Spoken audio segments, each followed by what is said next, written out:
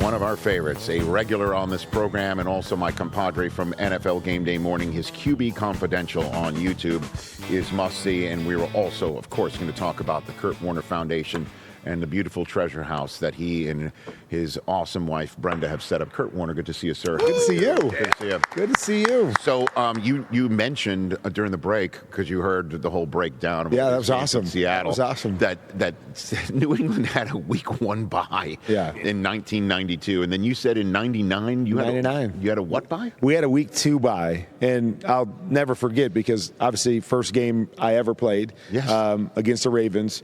And then we went back to where my wife was from. And so we were actually driving down the road, and I got a phone call. So I picked it up because it was from the Rams. And so I was told driving down the road in Cedar Falls, Iowa, that I was the NFC Player of the Week after my first start. And so that's how I remember that. It was like, I made it. I didn't know what was going to happen from that point forward. It didn't matter if I played again, but for 1 week, I was the best player in the NFL after my first start. But I found out when I was driving back home. How was that scene not an American underdog? I don't know. That sounds like something that would definitely have to be in the script. There was a lot of stuff in this story. There was a lot of stuff in the story. They couldn't get it all in. But, oh my God, that's a but yeah, that was a big moment for me, because it was like, after everything, like, at least for 1 week, I've made it. Yeah, Kurt Warner, week 1, 28 for 44, 309 yards, 3 touchdowns. And against the Ravens defense, by the way, the year before they were the Ravens greatest defense arguably of all time, but they were getting there at that moment. So wait a minute, you had that moment.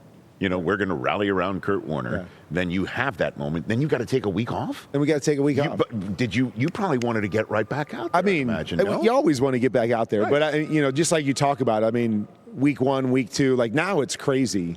I think at the time it was just like, you get your schedule and you knew it was going to be one of those weeks. You knew it started early. But yeah, it was kind of crazy that you're just like, week 2. I mean, great game 1, and then you got to sit for a week, but. And then that you got a run of 15 straight. But at that time, it was just like, I don't care when I play. I don't care when the bye is. Just give me as many opportunities as possible. I'll play whenever. Well, give me start 2, week 3. So who'd you play when you came back from the bye? I think it was Atlanta. Atlanta. Yeah. Okay, so you torched them. Yeah, we beat them pretty good.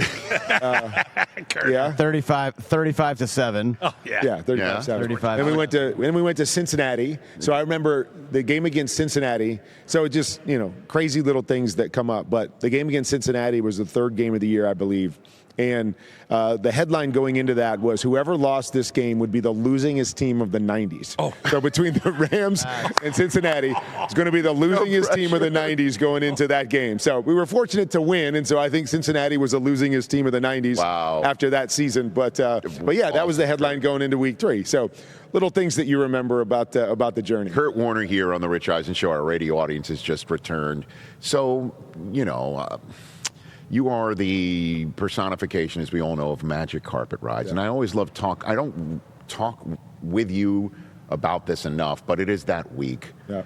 What were you thinking on the day of the Super Bowl at the end of your journey of your first year? What were you thinking, Kurt? The interesting thing is you always wonder when it's going to hit you. We talked about that first year, and it was such a whirlwind. You get in, and the season is magical season. Everything goes like, you can't imagine it going any better. My first playoff game, we always talk about the first pass I threw was a touch. Yeah, like it's just, so many different things. You're like, how does this even happen? But the moment I remember it really sinking in, now don't judge me and my wife for this because we had purchased this home. But after the NFC Championship game, we were in our bedroom, and whoever built the home before us, not us, put a mirror up above the bed. Okay, so again, don't hold this against us. It's all good. Don't hold this against us.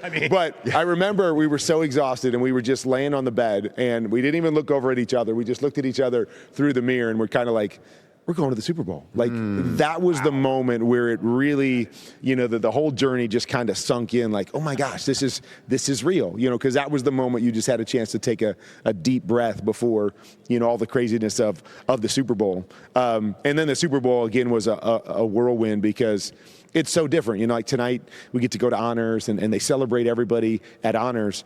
That first Super Bowl of mine, they did like all the MVP and the players of the year and all that throughout the week. Yes. And so they would have, luncheons or breakfasts. And so I just remember every day I was in a car, rolling to someplace and then doing media. And then I remember when I got to the game, I was like, can we just get this game over with? Like, I was exhausted after the week. So I love the way they do it now. But that's kind of what I remember about the Super Bowl week was like, man, can we just get through this game? Because there was just so much hype that I was just kind of worn out and kind of done with all the stuff at that point, which is kind of a bummer. It's the biggest game of your life. You don't want it to just be over.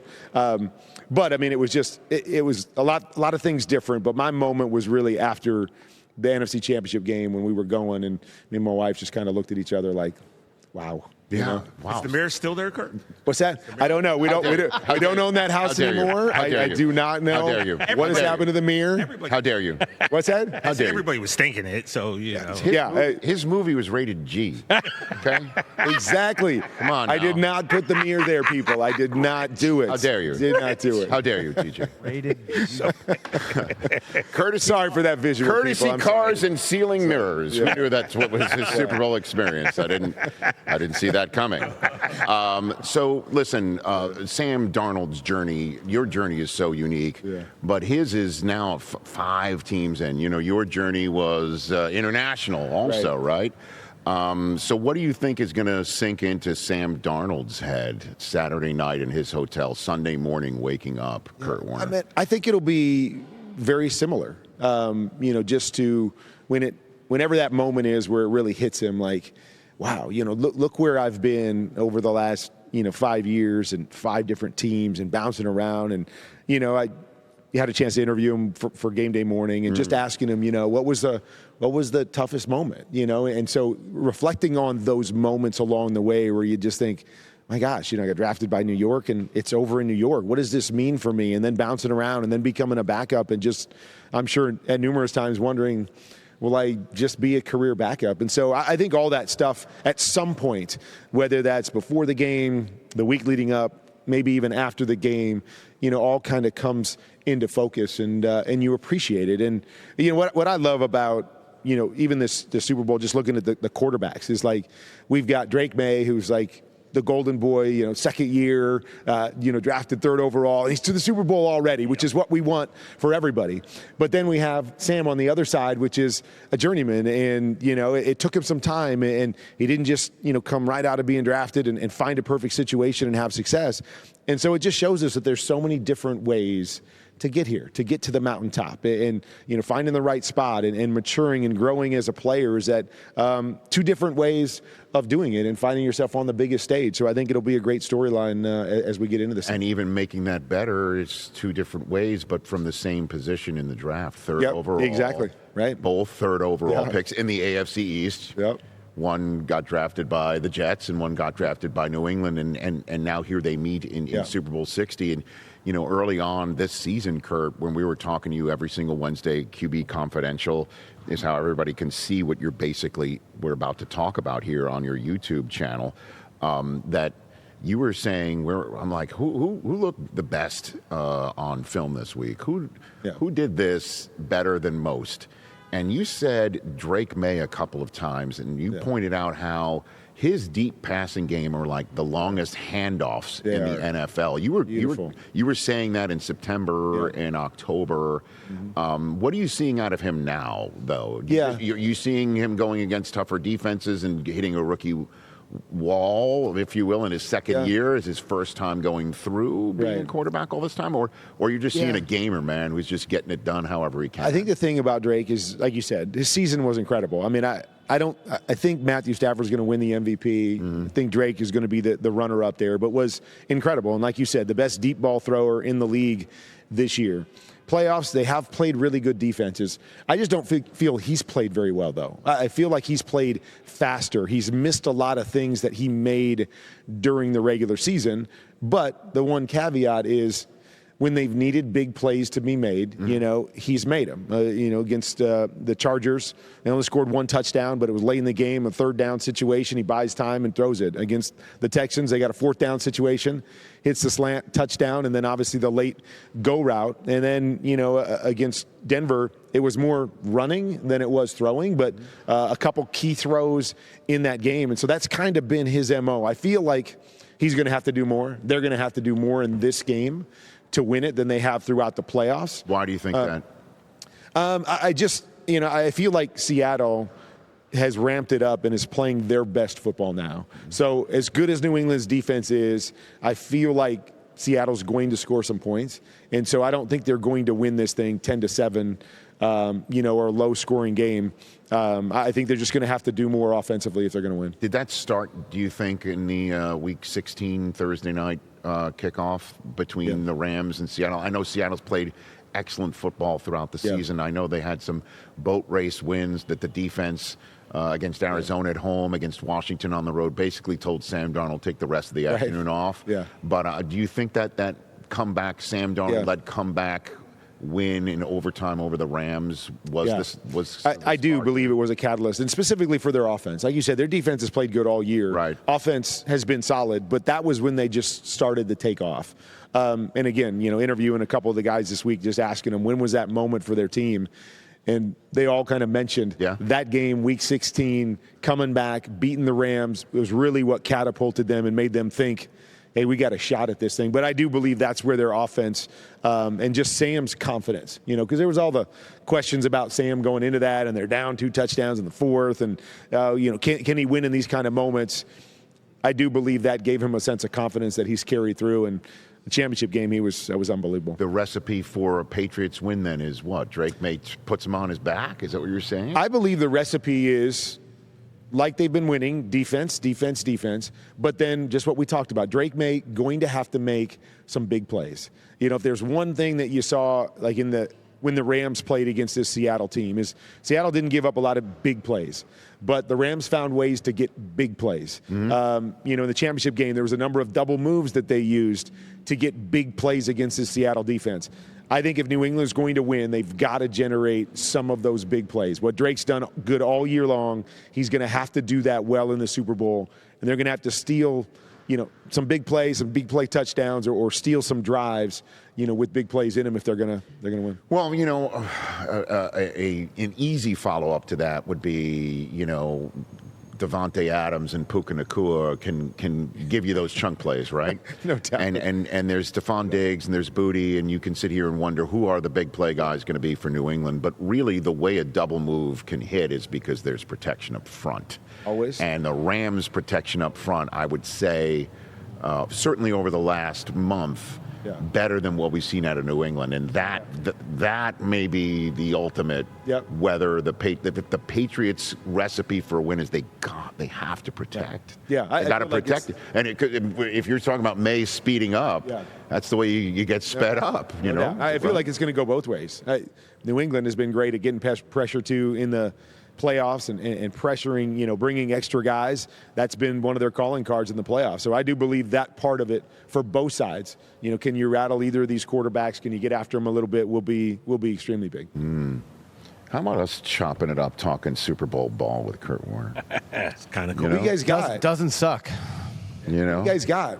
Have you decided yet? Yeah, obviously. Obviously, I know He's got his team. Here's what I don't understand surrounding the talk around this, and like a lot of chatter about a potential Seahawks blowout, right? Yeah. The Patriots were the second highest scoring team in the league this year. You know who was number one? The Rams. And what did the Rams do in 3 games against Seattle?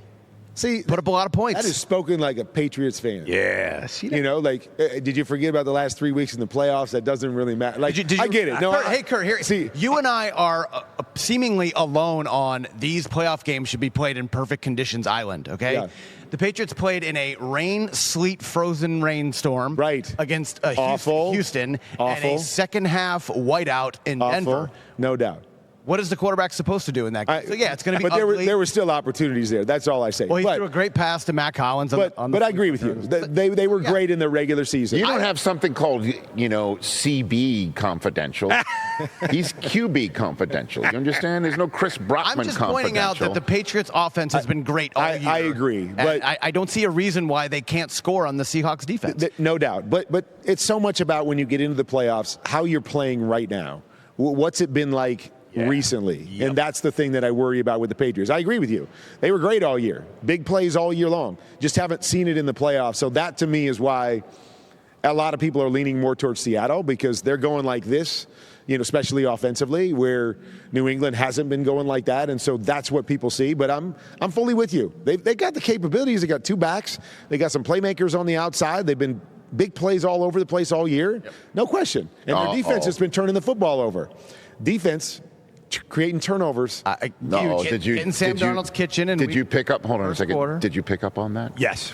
What happened there, Mike? Kurt just went higher register. Exactly. He did. Yeah, you have a chance. I mean, you got a chance. Hey, trust me. No, I see it. I can see what you're saying. No, I got it. Anybody knows they got a chance. I'm with Chris. I know they got a chance. That's right. I'm with Chris. I mean, this people guy knows saying the Patriots haven't played anybody. Oh, that's ridiculous. It's ridiculous. Now It's like ridiculous. I've seen the Patriots win Super Bowls enough that there is not a chance that people that are sitting there saying that they're nuts. But there's only one team that comes into the Super Bowl that has a fan base talking about schedule and weather. The other one has beaten up everybody pretty much that they've done that needed to with regularity. True. And that's probably why people are leaning towards Seattle in that regard. True.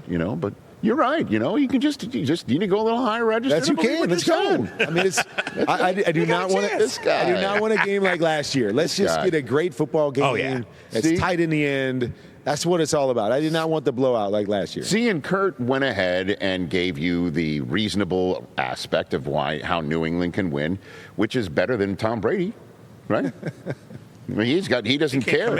He doesn't come. Tom Brady doesn't care who wins. Yeah, what's up? Yeah, ask him what's up with that. What's up with that? Here's the thing.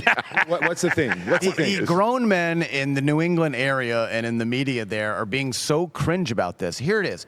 Tom Brady is part owner of a team not named the Patriots. Okay. He's literally going to and trying to hire a coach for Seattle. So what's he supposed to say? I'm rooting against this guy I'm about to hire? That's interesting. Do you think that he's about to poach Clint Kubiak? So you can't sit here and say I'm rooting against. I mean, you don't even say I'm rooting. Just say I'm cheering for my guys. Like the organization, they were great. Yeah, I'd love to see them win. Like even if you say I'm not. I don't care if Seattle wins. But say something positive about your guys. Yeah. Mike Vrabel, your guy. Like I don't think anybody is going to hold it against him because he's hiring Kubiak to go. Yeah, I'm cheering for Vrabes. Yeah. Like he's my dude. Cheering for Vrabes. Who cares? Well, more importantly, do you think Kubiak's going to go, well, I'd take that job, but since you didn't pick us. Yeah, Brady could say, I'm rooting for New England because of two things. One, Vrabel, he's my guy, Right. They put a statue of me in front of the stadium. And two, if New England destroys Seattle, it means I can get Clint Kubiak around the third quarter. I can get him early. Rich. You know what I mean?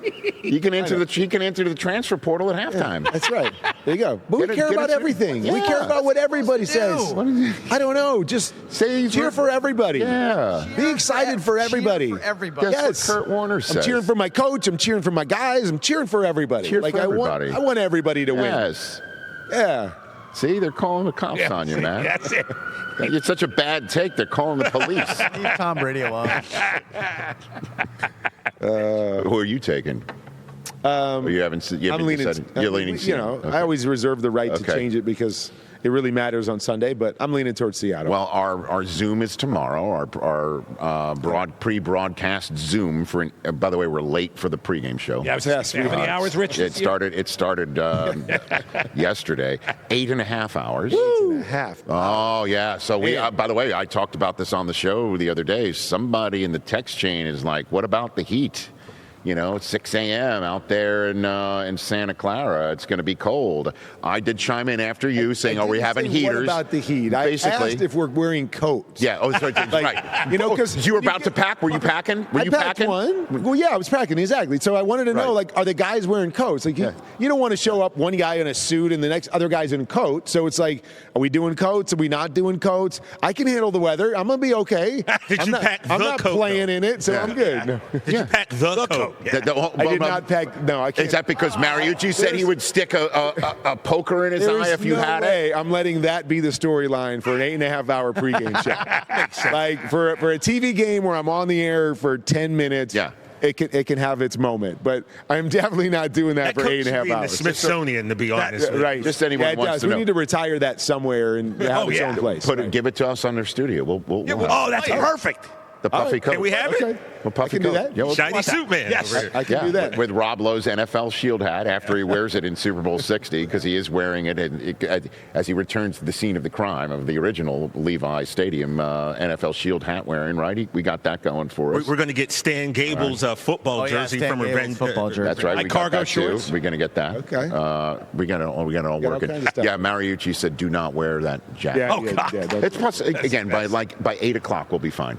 Oh, yeah, exactly. Sun up, we'll be good. That's why I just wondered if we 6 a.m. though, it's going to be brutal. For the first couple segments, if we're all going, but we got to look good together. We got to fit, you know what I mean? And before we go, how is everything going with Treasure House? Treasure House is great. Tell everybody about it, please. Yeah, so it's a community living facility for young adults with intellectual developmental disabilities. We've got one in Arizona right now, completely full, thriving. Young men and women that are there just loving it. It's really become home. And now we're in the process of finishing that off, paying off, that building there, and then we'll move around the country and build them all over the place for families like ours that are everywhere. How can people give? Just go to treasurehouse.org and you can find out all the different things that we're doing, number of fundraisers that we do. You find what we're doing, it connects with you or your community. We love to hear from people on where we want to build the next one and how we want to grow from here and connect with the right people. So treasurehouse.org, you can find out all the information. Good to see you, Kurt Warner. You too, buddy. Good to see you. We hashed Enjoy it the all rest of out the with week. Kurt Warner. Thank you very much. That's Kurt Warner here. Check out Kurt with me and freezing our asses off at 6 a.m. Pacific, 9 a.m. Eastern Time for a special 8.5-hour edition of NFL Game Day Morning to take you to kickoff of Super Bowl 60. Hey, you made it all the way to the end. Thanks for that. Check us out every single day streaming live on Disney Plus and the ESPN app 12 to 3 Eastern.